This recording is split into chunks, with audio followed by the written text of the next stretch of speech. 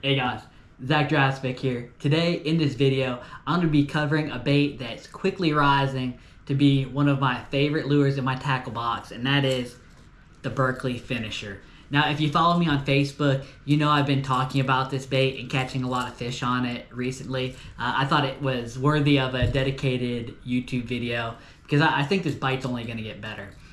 Now, this bait has been out for a little while now, and I saw the potential in this bait on release, and I got this thing as soon as they were made available to the public, but for some reason or another, I have not given them any time until recently, and I'm upset that I've missed out on this for so long because it's doing and it's working exactly like I thought it would. Now, this bait, as you can see, it's it's compact, it's heavy. It doesn't have a lip on it. The bait that it's most similar to is probably an ice jig, but it doesn't quite sink as hard as a ice jig, and it has a little bit better action to it that's more similar to a jerk bait. You can see it's a pretty unique type of lure. Now, what this thing does when you give it twitches in the water, it kind of bounces and wanders side to side.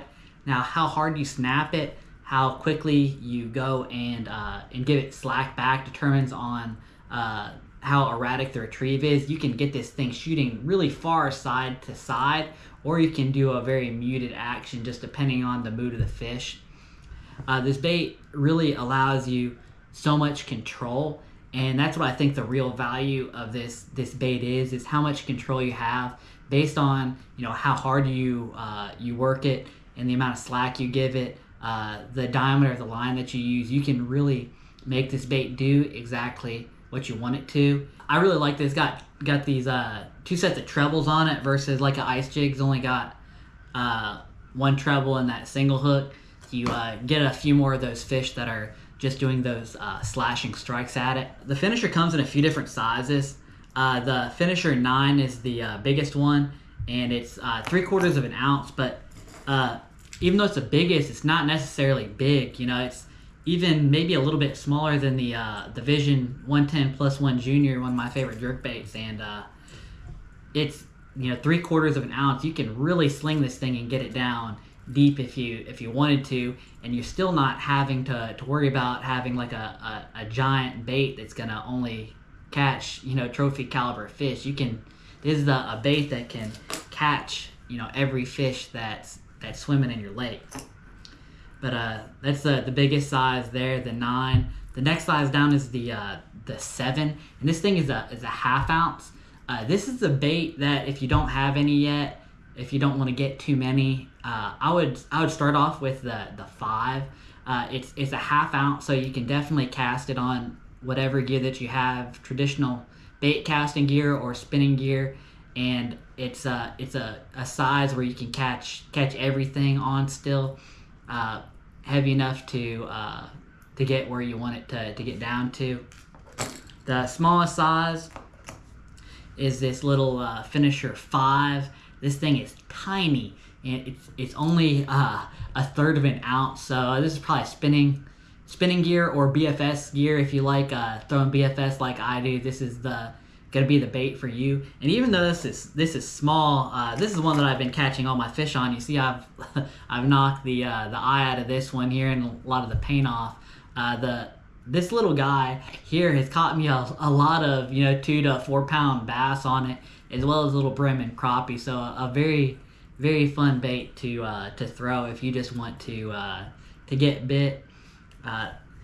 Choose your size based on your forage and what kind of fish that you're specifically targeting. Like the 7 though is probably the most versatile, best all-around size. Now, because this bait does not, like a jerk bait has rattles, this thing is silent, so this is going to be a more visual oriented bite, a visual reaction strike. I think that having a few different colors on hand is important, because like a jerk bait, when you have a real visual bait, that small change in color can make a big difference. My best color so far has been this stealth shad, but I've done well on this purple slime color and this gold chrome color as well. Those were these are probably the three colors that I would recommend. But get a bait color that you have confidence in, and whatever matches kind of jerkbait colors that you've been getting bit on, because this bait is very similar, and I'll work it in to areas that I'm catching fish or had been catching fish on a jerkbait. Because this is a visual bait, you're gonna want a little bit cleaner water with this, or at least bright conditions. You need some kind of visibility in your favor with this bait, because that twitching motion. This is a bait that I think is going to cause a more visual reaction strike. So you want either clean water or a little bit of brighter conditions to get the best mileage for this bait. Aside from fishing it in the kinds of areas and places that I was getting bitten a jerkbait with, I've also used it in places that I've been getting bit on the blade bait or a jigging spoon, and maybe need to cover water or need to mop up in those conditions. That's when this bait has worked well in those kinds of areas when the fish are holding tighter to the bottom. Is let this thing sink down and just hop it along the bottom back to the boat. This bait gives you a lot of control because it doesn't have a lip and it's sinking. So depending on the mood of the fish and how deep they are will depend on how you're working this bait in. If the fish are actively feeding, they're suspended up higher in the water column, I would go a slightly heavier line, and I'd work it quicker, do more aggressive twitches with the rod, and give a lot of slack back to the bait, and that'll give you that aggressive darting action and keep that bait up in the water column better. And the further down they are in the water column, the more you're going to let it sink. You're going to count it down to depth, or visually watch it if you have the forward facing sonar. And once it gets down to depth, just do light little lifts with your rod if you want to keep it down, and again work it harder and give it more slack if you want to do more aggressive movements with it. And also if you don't want as wide darting action, you want to cover water a little bit faster, don't give that slack back to it, and it'll come towards you more. The more this bait will only do what you allow it to do. So if you want it to come towards you quicker, you don't want as wide of darts, just do the lifts, but don't give that slack back to it. And instead of doing that aggressive side to side movement, it's just going to do a little bit of a bob, or more of a wandering action back to you. So you can really, you have so much control over this bait. You can really make this do whatever the fish are wanting to get them to bite. You can really play with it. This is so versatile, and this is going to be a bait that deserves a spot on your deck all winter long. And I think this lure is going to just really increase in popularity once people figure out how to work this into their arsenal better.